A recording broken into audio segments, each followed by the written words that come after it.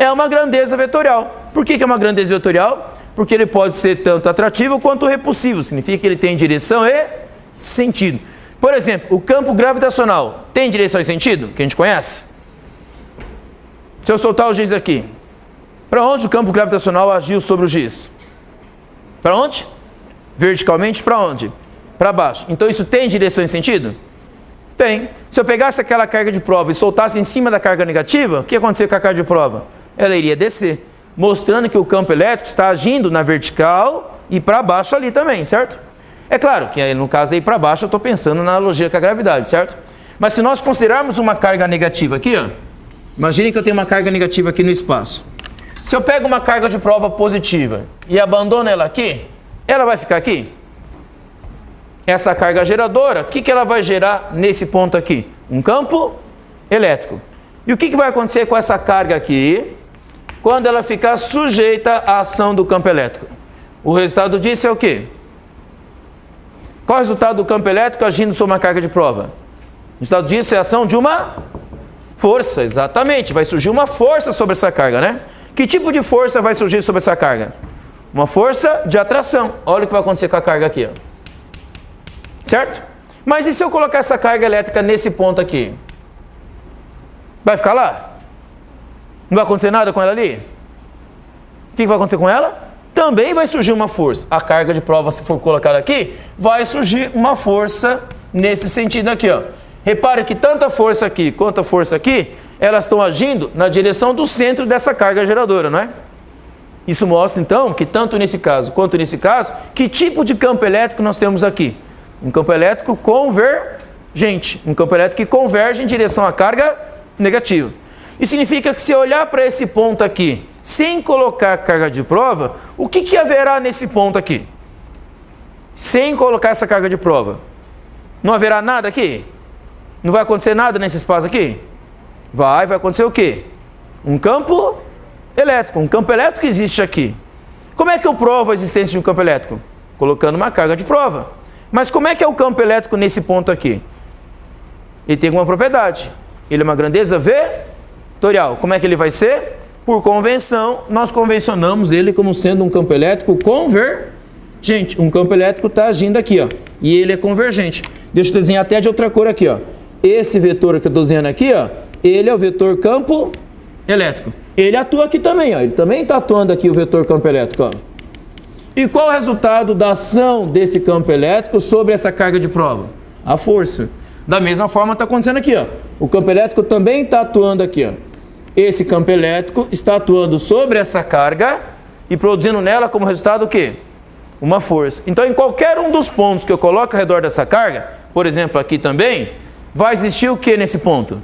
Um campo elétrico. O campo elétrico, ele existe porque essa carga geradora existe. É ela que produz no espaço circundante o campo elétrico. E nesse caso, em todos os casos que nós estamos vendo aqui, o campo elétrico ele converge em direção à carga negativa. Se fosse uma carga positiva, ao invés de ser a carga negativa, o que mudaria?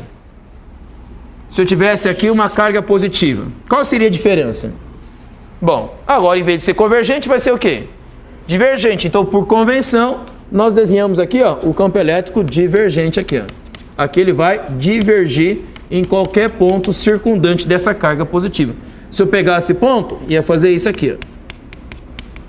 Tá? Então, o campo elétrico produzido por uma carga geradora positiva é divergente. Por uma carga geradora negativa é convergente. Ok? Bom, nesse sentido, a gente pode até visualizar a ação desse campo elétrico sobre partículas que sejam colocadas ao redor de uma carga elétrica. Essa foto aqui é uma foto produzida em laboratório que a gente faz assim. A gente pega um meio gelatinoso, ok? Nesse meio gelatinoso, a gente introduz um corpo eletrizado, por exemplo, positivamente ou negativamente. Esse corpo eletrizado positivamente ou negativamente, que normalmente é um eletrodo, um terminal elétrico ali, ele vai produzir um campo elétrico no espaço circundante, que a priori você não vê nada. Aí o que a gente faz para tornar visível essas linhas que vocês estão vendo aqui escuras? A gente polvilha uma partícula que pode ficar polarizada. Uma partícula ali que tem um lado que ela pode ficar positiva, outro lado que pode ficar negativo. Por exemplo, pequenas partículas de semente de grama, por exemplo. Já viram a semente de grama? Aquele pozinho preto que sai da grama, certo? A grama ela tem uma semente bem pequenininha, escura, que se você polvilhar essa semente em torno do eletrodo que está eletrizado, aquela gelatina que está ali vai servir de substrato, e esse substrato vai fazer com que as partículas de grama polarizem-se, ou seja, fica um lado positivo, outro lado negativo. Então imagine que aqui do lado, ó, eu colocasse uma partícula que ela fica polarizada. De um lado fica negativo e do outro lado fica o quê? Positivo. Então essa partícula aqui, ela vai se alinhar na direção do campo elétrico. Se aqui tem um campo elétrico passando por aqui, ó, o campo elétrico, a partícula de grama não vai sair do lugar, porque o substrato, que é a gelatina, não vai deixar, certo? Vai oferecer um meio resistente. Caso não houvesse essa gelatina, o que ia acontecer com essa partícula aqui? Ela seria atraída, porque a força de atração entre o negativo e o positivo seria mais forte do que a repulsão entre esse lado positivo e esse lado positivo, ok? Nesse caso, como existe um substrato ali que é gelatinoso, ele oferece atrito para essa partícula de grama, aí ela fica parada ali. Só que como é que ela vai ficar parada? Ela vai ficar parada na direção do campo elétrico. Então, ao polvilhar, ok, essas sementes de gramas bem pequenininhas, elas vão se alinhar na presença do campo elétrico. Então essas linhas escuras que estão visualizando aqui, certo? Com contraste acentuado aqui nessa fotografia, fica fácil de visualizarmos a linha por onde passa o campo elétrico. E isso é mais ou menos assim, ó. Vamos imaginar que eu colocasse essa carga de prova, uma carga de prova aqui. Se eu colocasse uma carga de prova nesse ponto, ela ficaria parada se eu soltasse ela aqui? Não, ela iria andar, não ia? Certo? E ela seria repelida e aumentaria a sua velocidade cada vez mais, porque haveria ação de uma força elétrica atuando sobre essa carga aqui, ó. Essa força elétrica faria essa partícula aqui andar numa trajetória retilínea. Essa trajetória que a partícula faz seria a trajetória por onde age o campo elétrico. Então essas linhas que estão vendo aqui são chamadas de linhas de campo ou linhas de força. O que elas representam? O caminho por onde o campo elétrico está agindo ao redor dessa carga de prova. Essa carga geradora, perdão. Tá? A carga de prova, se fosse abandonada aqui, percorreria essa linha. Mas nesse caso, eu tenho uma carga pontual. Uma carga no único lugar aqui, agindo como se fosse um ponto, certo? Distribuindo o seu campo elétrico ao redor. Repare que o campo elétrico distribuído ao redor aqui, ele tem um formato radial, certo? Como se fosse raios saindo da carga aqui. Tá? Então, nesse caso, se fosse uma carga positiva, essas linhas representariam vetores divergentes. Se aqui fosse uma carga negativa, essas linhas representariam vetores convergentes. Ok? Nessa outra cena que eu vou mostrar para vocês aqui, ó, eu represento duas cargas agora, na qual o valor delas são significativamente semelhantes. Não é que nem aquele caso que eu mostrei no slide anterior, em que uma carga era enorme e a outra era bem pequeno. Agora eu coloquei duas cargas aqui com valores relativamente próximos um do outro. Cada uma delas está gerando o quê? O seu próprio campo elétrico. Mas quando eu coloco essa carga próxima à outra, o que vai acontecer agora? Uma vai sentir o campo elétrico da outra. Se essa carga eu chamo de carga 1 e essa carga eu chamo de carga 2, a carga 1 está sentindo a presença do campo elétrico da carga 2, da mesma forma a carga 2 também está percebendo a presença do campo elétrico da carga 1.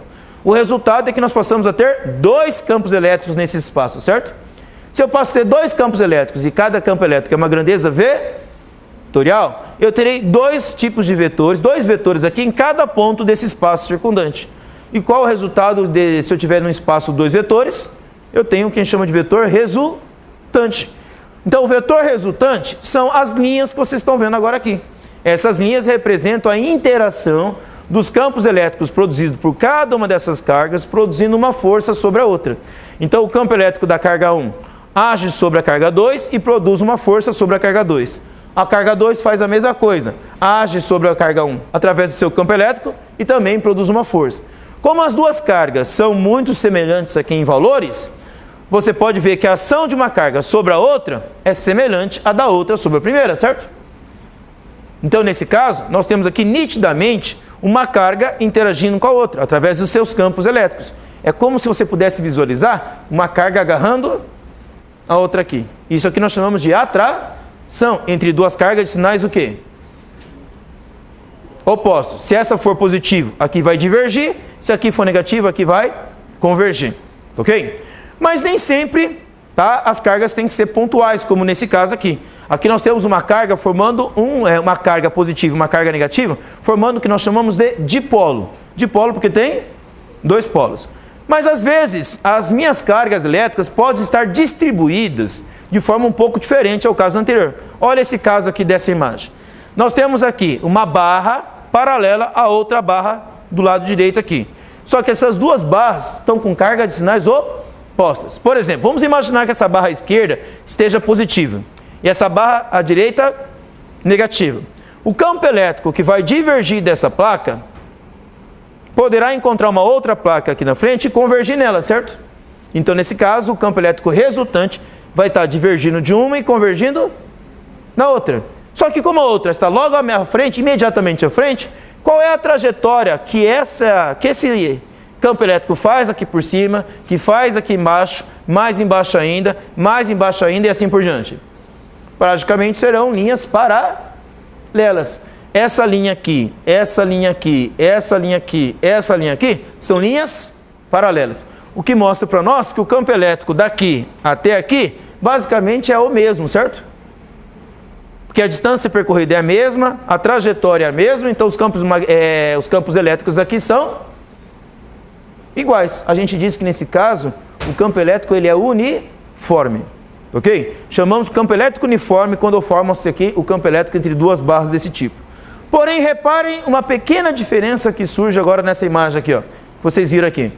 Nessa imagem, estão percebendo uma pequena diferença desse campo elétrico uniforme, um lugar que não é uniforme? Onde que o campo elétrico não é uniforme? Nas pontas da barra aqui, tá vendo? Aqui, e aqui, e aqui, e aqui, não é uniforme. Porque cada uma dessas pontas estão funcionando como um ponto anterior, certo? Na imagem anterior. Olha aqui, ó. Aqui é uma carga pontual, aqui é uma carga pontual, né?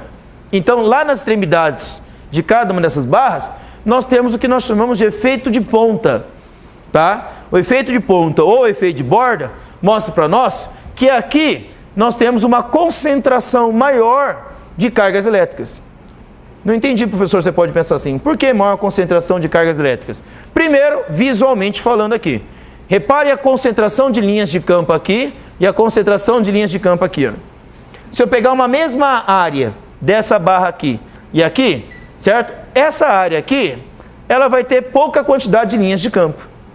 Aqui eu tenho uma quantidade maior de linhas de campo numa única ponta ali. Então, uma área menor, uma quantidade de linhas de campo maior, mostra uma concentração mais elevada do campo elétrico ali. Outro motivo pela qual ocorre essa intensidade mais elevada do campo elétrico nas pontas.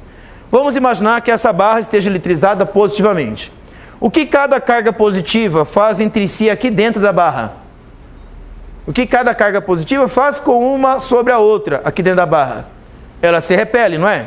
Ao se repelir uma carga da outra, elas vão tentar se afastar uma da outra. Ao se afastar, na verdade, elas vão acabar se agrupando, certo? Aonde?